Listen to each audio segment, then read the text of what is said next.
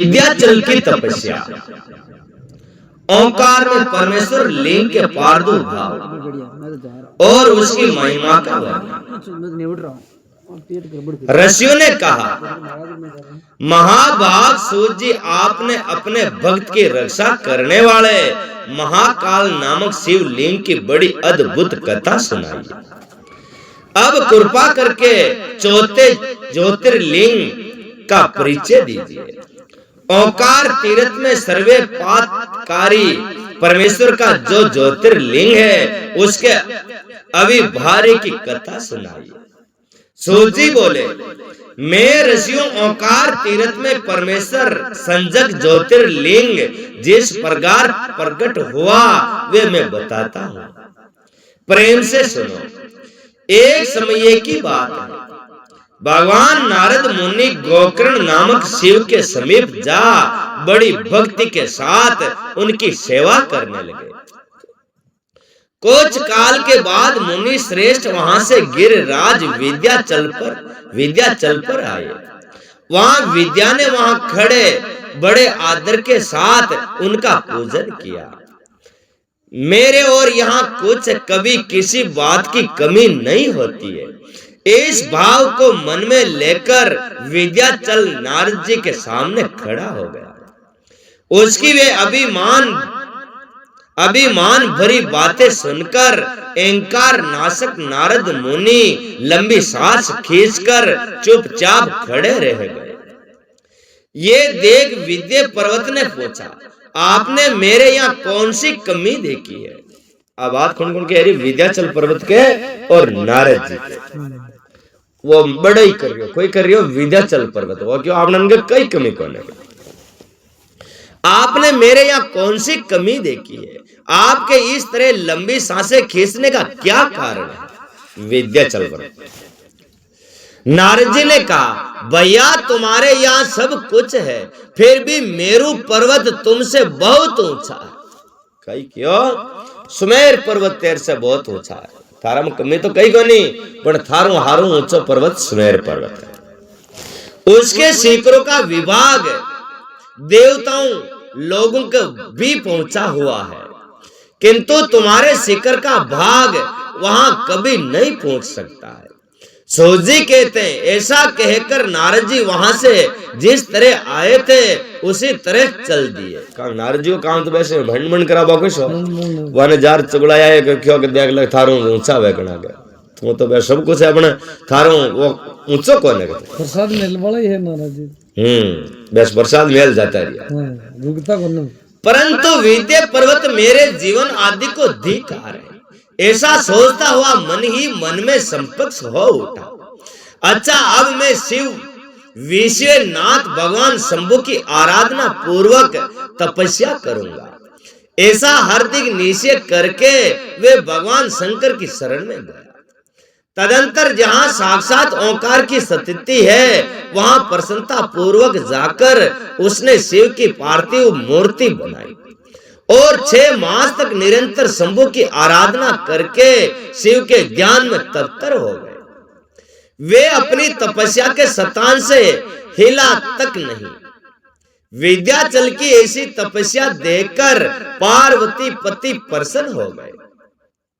उन्होंने विंध्याचल को अपना वे स्वरूप दिखाया जो योगियों के लिए भी दुर्लभ है।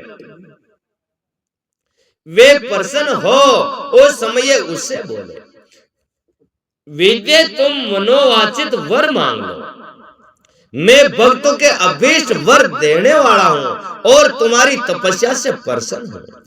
विंध्याचल बोला, देवेश्वर शंभु आप सदा ही भक्त वत्सल है, यदि आप मुझ पर प्रसन्न है तो मुझे वे अभीष्ट बुद्धि प्रदान कीजिए जो अपने कार्य को सिद्ध करने वाली हो। भगवान शंभु ने उसे उत्तम वर दे दिया और कहा, पर्वत रात विजय तुम जैसा चाहो वैसा करो। इसी समय देवता तथा निर्मल अंतकरण वाले ऋषि वहीं आए हुए हैं और शंकर जी की पूजा करके बोले, प्रभु आप यहाँ शीतल रूप से निवास करें। देवताओं की ये बात सुनकर परमेश्वर शिव प्रसन्न हो गए और लोगों को सुख देने के लिए उन्होंने सहर्ष वैसा ही किया। वहां जो एक ही ओंकार लिंग था वे दो रूप में विभक्त हो गया। परवण में जो सदा शिव थे वे ओंकार नाम से विख्यात हुए और पार्थिव मूर्ति में जो शिव ज्योति प्रतिष्ठ हुई उसकी परमेश्वर संज्ञा हुई। परमेश्वर को ही अमलेश्वर भी कहते हैं। इस प्रकार ओंकार और परमेश्वर ये दोनों शिवलिंग भक्तों को अभिष्ट फल प्रदान करने वाले हैं। उस समय देवताओं और ऋषियों ने उन दोनों लिंगों की पूजा की और भगवान वृषभ ध्वज को संतुष्ट करके अनेक वर प्राप्त किए। तत्पश्चात देवता अपने अपने स्थान को चले गए और विंध्याचल भी अधिक प्रसन्नता का अनुभव करने लगा। उसने अपने अभीष्ट कार्यों को सिद्ध किया और मानसिक परितापों को परित्याग किया।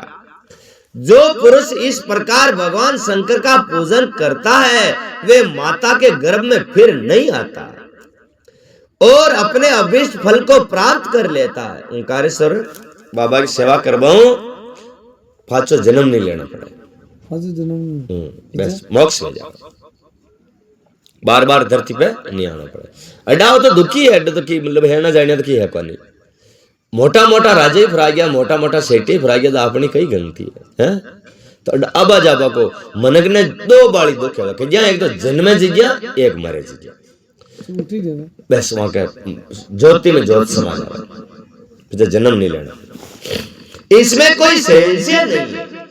सूजी कहते हैं ऋषियों ओंकार में जो ज्योतिर्लिंग प्रकट हुआ और उसकी आराधना जो फल मिलता है वे सब यहाँ तुम्हें बता दिया है। उनके बाद में उत्तम केदार नामक ज्योतिर्लिंग का वर्णन करूंगा। केदारेश्वर तथा भीमाशंकर नामक ज्योतिर्लिंग के आविर्भाव की कथा तथा उनके महत्व का वर्णन। सूजी कहते हैं ब्रह्मांडों भगवान विष्णु जो नर नारायण नाम से दो अवतार है और भारत वर्ष के बद्रिका आश्रम तीर्थ में तपस्या करते हैं। उन दोनों ने पार्थिव लिंग बनाकर उसमें स्थित हो पूजा ग्रहण करने के लिए भगवान शंभु से प्रार्थना की। विष्णु भगवान जिज्ञ नर नारायण को रूप धारण की दोनी जिज्ञ केदारनाथ जी ये प्रकट हुआ, वहां अन्नता की सेवा करता विष्णु भगवान नर नारायण बना। शिव जी भक्तों के अधीन होने के कारण प्रतिदिन उनके बनाए हुए पार्थिव लिंग में पूजित होने के लिए आया करते थे। जब उन दोनों ने पार्थिव पूजन करते हुए बहुत दिन बीत गए तब एक समय परमेश्वर शिव ने प्रसन्न होकर कहा, मैं तुम्हारी आराधना से बहुत प्रसन्न हूं, तुम दोनों मुझसे वर मांगो। उस समय उनके ऐसा कहने पर नर और नारायण ने लोगों के हित के कामनाओं से कहा, देवेश्वर यदि आप प्रसन्न हैं और यदि मुझे वर देना चाहते हैं तो अपने स्वरूप में पूजा ग्रहण करने के लिए यही सतीत हो जाए। वे क्यों अंधा था 28 रह जाए, वे केदारनाथ जी उड़ी रह गया। उन दोनों बंधुओं के इस प्रकार अनुरोध करने पर कल्याणकारी मेश्वर हिमाचल के उस केदार तीर्थ में स्वयं ज्योतिर्लिंग के रूप में स्थित हो गए। उन दोनों से पूजित होकर संपूर्ण दुख और भय का नाश करने वाले शंभु लोगों का उपकार करने और भक्त को दर्शन देने के लिए स्वयं केदार नाम से प्रसिद्ध हो गए। वहां रहते हैं। वे दर्शन और पूजन करने वाले भक्तों को सदा अभिष्ट वस्तु प्रदान करते हैं। उसी दिन से लेकर जिसने भी भक्ति भाव से केदारेश्वर का पूजन किया उसके लिए सपने में भी दुख दुर्लभ नहीं होता। केदारेश्वर ज्योतिर्लिंग का पूजन करे तो दुख नहीं प्रकट, दुख ना हो जिंदगी। केदारनाथ जार करनी पड़े। अडोई बात 12 ज्योतिर्लिंगा का अडोई कर लो नहीं उठे जाबा कोई ठिकाना का वहां का नाम हो शिव जी तो वही है पर वहां ज्योतिर्लिंग का नाम पूछ लेगा। भगवान शिव का प्रिय भक्त वहां शिव लिंग के निकट शिव रूप से अंकित वल्य कंकण या कड़ा चढ़ाता है। वे उस वल्य युक्त स्वरूप का दर्शन करके समस्त पापों को मुक्त हो जाता है। उड़े एक तो कड़ो चढ़ाबा को और एक कंकण चढ़ाबा को उड़े उड़े जावा नहीं हाँ नहीं उड़े केदारनाथ कड़ो का को कड़ो कड़ा अपना ईश्वर को है उड़े भस्मी आ जाए उड़े है मल्ले उड़े चढ़ा हो जाए वो दर्शन देवर वो मुक्त हो जाता है। साथ ही जीव मुक्त भी हो जाता है। जो बद्रिका वन की यात्रा करते हैं उसे भी जीव मुक्ति प्राप्ति हो जाती है। नर और नारायण के तथा केदारेश्वर शिव के रूप का दर्शन करके मनुष्य मोक्ष का भागी हो जाता है। इसमें कोई संशय नहीं है।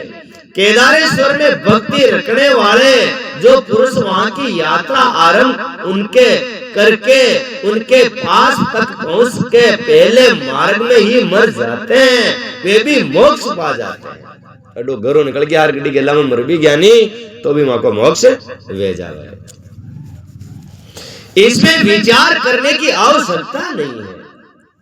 केदार तीर्थ में पहुंचकर वहां प्रेम पूर्वक केदारेश्वर की पूजा करके वहां का जल पी लेने के पश्चात मनुष्य फिर जन्म नहीं होता है। तीर्थ कर बाजार उड़े जा रहा वहां का गंगा जल पीवा नहीं उड़ा को फचो वो मनुष्य भी फाचो मोक्ष नहीं करेगा। ये घूमबा जाओ जो मेरी उड़ा कोरा घूम भाई जाओ एंजॉय करवा होटला में वगैरह वे तो जानी मेरी लेकिन शुद्ध मन से अड्डू आपा जान की तीर्थ कर भाई सारी हाँ शुद्ध ही पचड़ डाऊं नहीं उड़े जावा गलत न जावा गलत गलत कोई भी है यो कोई दारू पानी ने पीनो जिसन लुगाया फुगाया ने मतलब अंडर आगने जिसन मतलब ब्रह्मचार्य का पालन करते हुए जाना ब्रह्मचार्य का पालन करते हुए तो बाणर मातो भाई तो भाई एयर बेस गलत नजर नहीं देना वो को भी मोक्ष में जाओ वो भी फाचो ही जिंदगी में जीव ने आओ परमाणु इस भारत वर्ष में संपूर्ण जीवों को भक्ति भाव से भगवान नर नारायण की तथा केदारेश्वर शंभु की पूजा करनी चाहिए। अब मैं भीमा शंकर नामक ज्योतिर्लिंग का महत्व कहूंगा। काम रूप देश में लोक हित की कामना से साक्षात भगवान शंकर ज्योतिर्लिंग रूप में अवर्णित हुए। उनका वे स्वरूप कल्याण और सुख का आश्रय है। ब्रह्मांडों पूर्वे काल में एक महापराक्रमी राक्षस हुआ था जिसका नाम था भीम। वे सदा धर्म का विद्वेष करता और समस्त प्राणियों को दुख देता था। वे महाबली राक्षस कुंभकर्ण के वीर्य और कर्कटी के गर्भ से उत्पन्न हुआ था। जगह यहाँ को हारे मर गया नहीं रावण का भाई बंधु कुटुंब परिवार जगह वहां कर्कटी न मरी कुंभकर्ण की भू कर्कटी वो बच्ची वहां का पेट में वो भीम आई के फिर पचा फिर जा और वो छोरा ने जन्म दी दो भीम ने और वहां को करई भक्ति और के यो जुमियो काको जी फाचो हारे देवता ने पानी भराया शंकर भगवान मारियो भीम राक्षस उत्पन्न हुआ था। वे अपनी माता के साथ वहां पर्वत पर निवास करता था। एक दिन समस्त लोगों को दुख देने वाले भयानक पराक्रमी दुष्ट भीम ने अपनी माता से पूछा, माँ मेरे पिताजी कहाँ हैं? तुम अकेली क्यों रहती हो? मैं ये सब जानना चाहता हूँ। अंते यथार्थ बात बताओ। कर्कटी बोली, बेटा रावण के छोटे भाई कुंभकर्ण तेरे पिता भाई सहित उस महाबली वीर को श्री राम ने मार डाला। मेरे पिता का नाम कर्कट और माता का नाम पुष्की था।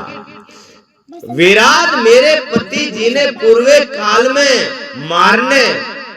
राम ने मार डाला अपने प्रिय स्वामी के मारे जाने पर मैं अपने माता पिता के पास रहती थी। एक दिन मेरे माता पिता अगस्त्य मुनि के शिष्य सुति लक्षण को अपना आहार बनाने के लिए गए।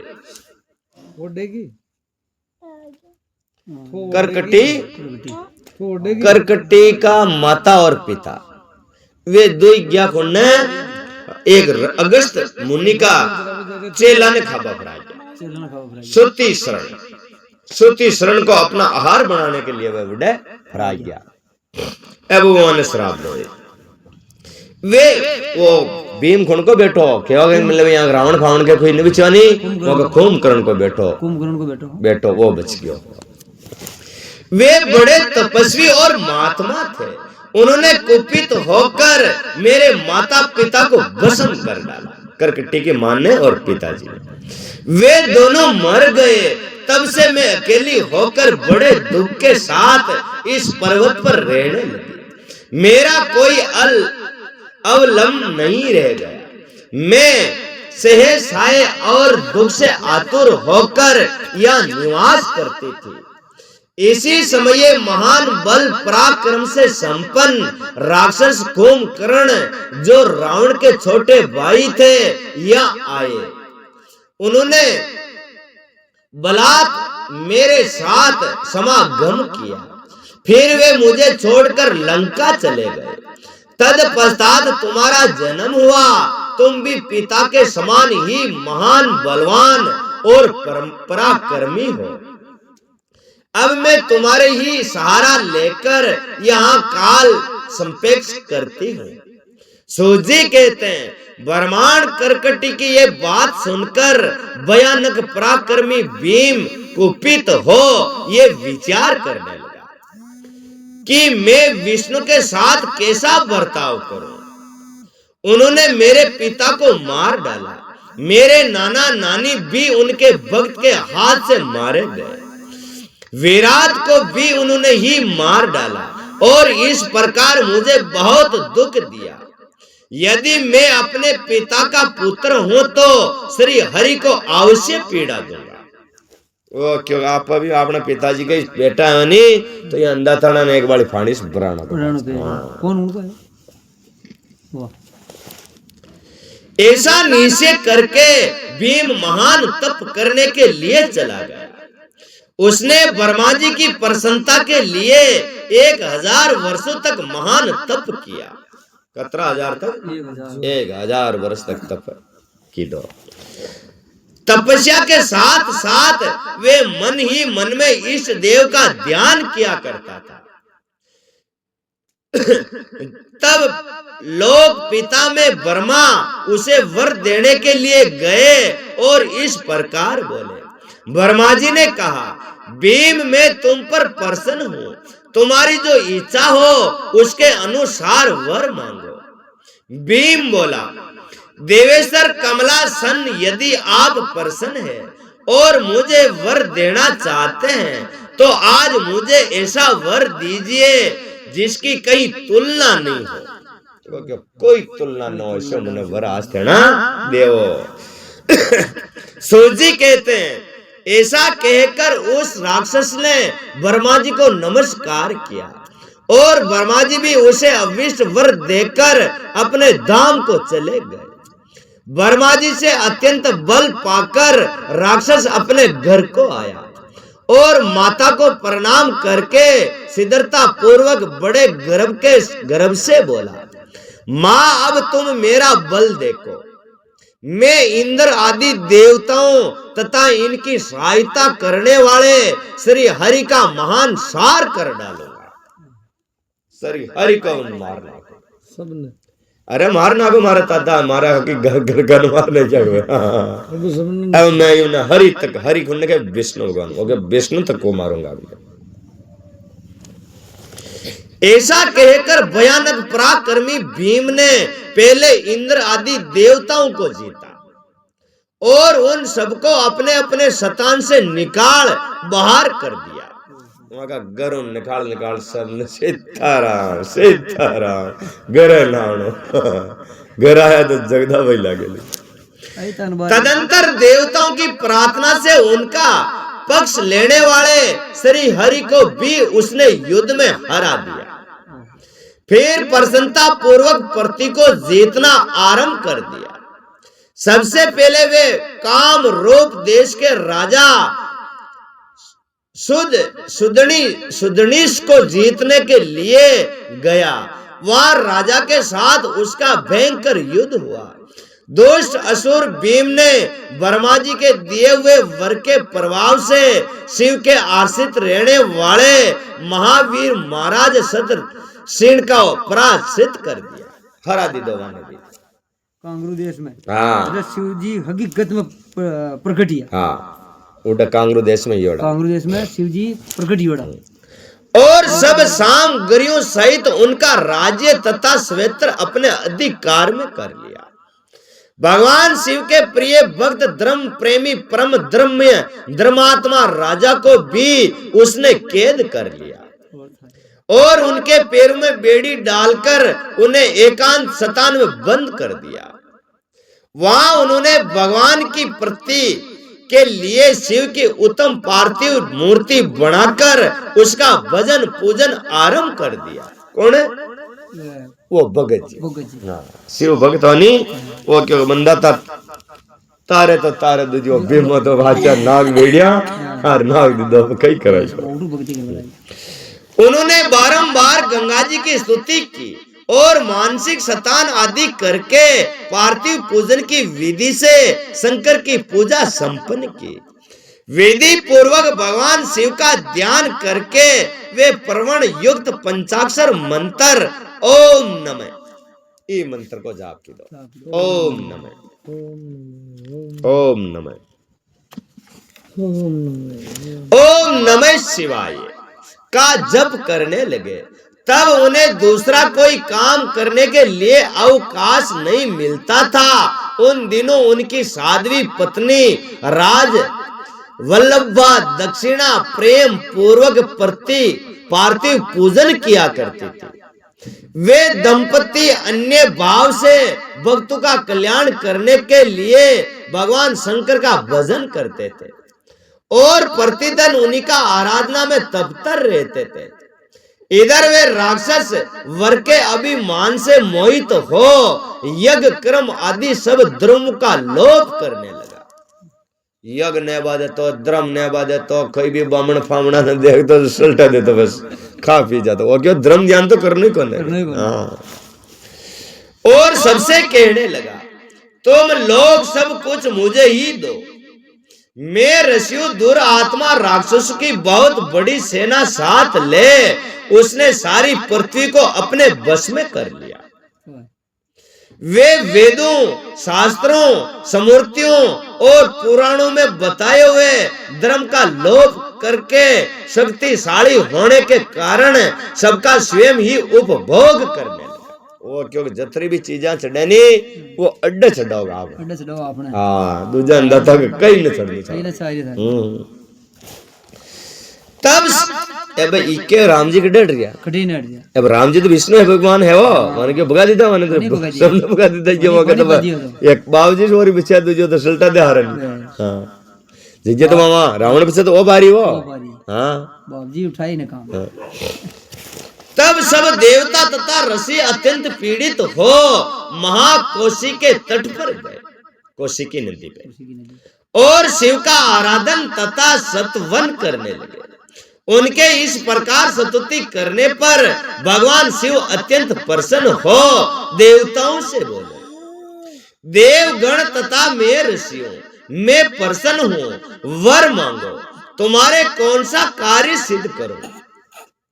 देवता बोले, देवेश्वर आप अंतर्यामी हैं, अंते सबके मन की सारी बातें जानते हैं, आपसे कुछ भी अज्ञात नहीं है। प्रभु महेश्वर कुंभकर्ण से उत्पन्न करकटी का बलवान पुत्र राक्षस भीम वर्मा जी के दिए हुए वर से शक्तिशाली हो देवताओं को निरंतर पीड़ा दे रहा है। अंते आप इस दुखदायी राक्षस का नाश कर दीजिए, हम पर कृपा कीजिए, विलंब ना कीजिए। शंभु ने कहा, देवताओं काम रूप देश के राजा सुदनी सण मेरे श्रेष्ठ भक्त है, उसने मेरा एक संदेश कह दो, फिर तुम्हारा सारा कार्य शीघ्र ही पूरा हो जाएगा।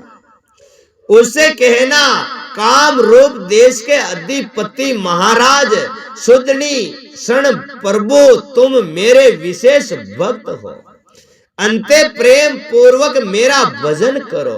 दुष्ट राक्षस से भीम ब्रह्मा जी का वर पाकर प्रबल हो गया है, इसलिए उसने तुम्हारा तिरस्कार किया है, परंतु अब मैं उसे दुष्ट को मार डालूंगा, इसमें कोई संदेह नहीं है। और क्यों हमारा भक्त नजार कह दीजिए वहां ब्राह्मण ने, वहां राजा ने, कि हमारी भक्ति चालू करा के आ जाओ।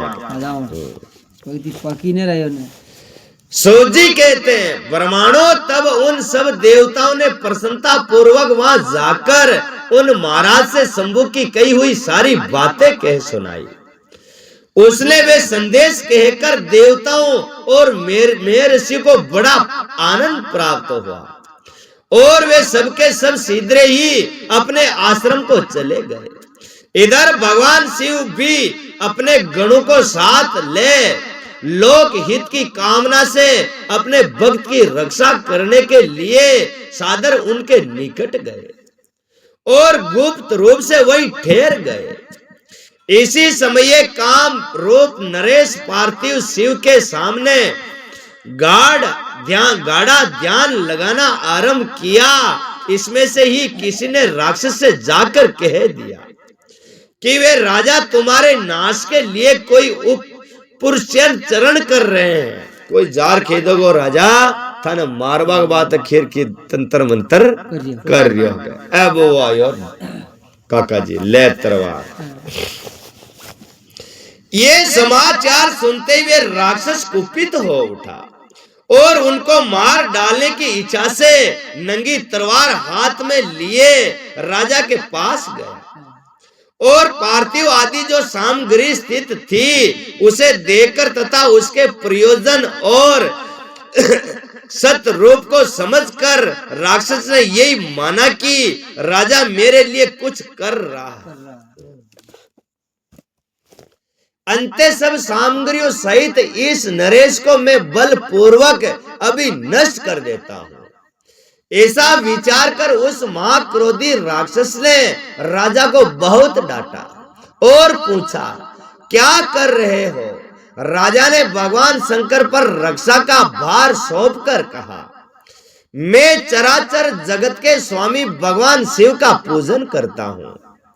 तब राक्षस भीम ने भगवान शंकर के प्रति बहुत तिरस्कार युक्त दुर्वचन कहकर राजा को धमकाया और भगवान शंकर के पार्थिव लिंग पर तलवार चला दी।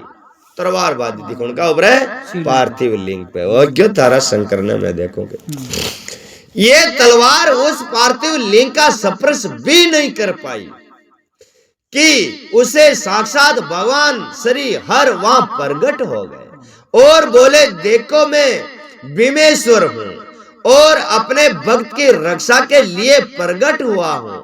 मेरे पहले से ही ये व्रत है कि मैं सदा अपने भक्त की रक्षा करूं, इसलिए भक्तों को सुख देने वाले मेरे बल की ओर दृष्टिपात करो। वहां राक्षस ने क्यों मारा? दीने तो जागृत होंगे। ऐसा कहकर भगवान शिव ने पिनाक से उसकी तलवार से 2 टुकड़े कर दिए। तब उस राक्षस ने फिर अपना त्रिशूल चलाया, परंतु शंभु ने उस दुष्ट के त्रिशूल के भी सैकड़ों टुकड़े कर डाले। तदंतर शंकर जी के साथ उसका घोर युद्ध हुआ, जिससे सारा जगत दुप्त हो गया। तब नारद जी ने आकर भगवान शंकर से प्रार्थना की। नारद बोले, लोगों को ब्रह्म में डालने वाले महेश्वर मेरे नाथ, आप क्षमा करें। तिनके को काटने के लिए कुलाड़ा चलाने की क्या आवश्यकता है? सीधे ही इसका संहार कर डालिए। नारद जी के इस प्रकार प्रार्थना करने पर भगवान शंभु ने हुकार मात्र से उसका हुकार मात्र से उस समय ये समस्त राक्षस को भस्म कर डाला। कोई किधर सब नहीं कसम कर हाँ वो क्यों ये ख्वाडियार दरबारा रे कस ला जाता था एक तीन को तो काट दो और थेना जा कोई ख्वाडियो ले जाओ मोटो विष्णु भगवान कह दिया नहीं नारद जी आर क्यों इंदा था कहां लड़ाई क्यों पूरा मारो ही फिर इने तो मारना को के कटा दी मां इन लेड़ो गेरो करो ना को खोड़ी एक ही हुकार खिदे जत्री हुकार ही मारना क्यों कि अंदा था ख्वाडिया फाडियार कस ला जा गेले चलते ही शंकर भगवान किदो तरी मारना क्यों कसम करता है भगवान। मुनि सब देवताओं के देखते देखते शिव जी ने उन राक्षसों को दग्ध कर दिया। तदंतर भगवान शंकर की कृपा से इंद्र आदि समस्त देवताओं और मुनीश्वर को शांति मिली तथा संपूर्ण जगत स्वस्थ हुआ। उस समय देवताओं और विशेषत मुनियों ने भगवान शंकर से प्रार्थना की कि प्रभु आप यहाँ लोगों को सुख देने के लिए सदा निवास करें। ये देश निंदित माना गया है, यहाँ आने वाले लोगों को प्राय दुख ही प्राप्त होता है, परंतु आपका दर्शन करने से यह सबका कल्याण होगा। आप भीम शंकर के नाम से विख्यात होंगे और सबके संपूर्ण मनोरथों की सिद्धि करेंगे। आपका ये ज्योतिर्लिंग सदा पूजनीय और समस्त आपत्तियों का निवारण करने वाला होगा।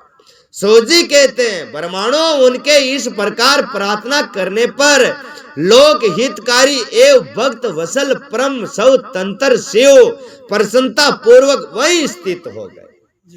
भगवान शंकर उड़ी रह गया ज्योतिर्लिंग में। बोलो भगवान शिव की जय हो। ओ देखो गणना नंगे कोने का वो फसे भी राम जी जाया फसे भी और राक्षस कतरा फोड़ा पड़ा कहना पड़ा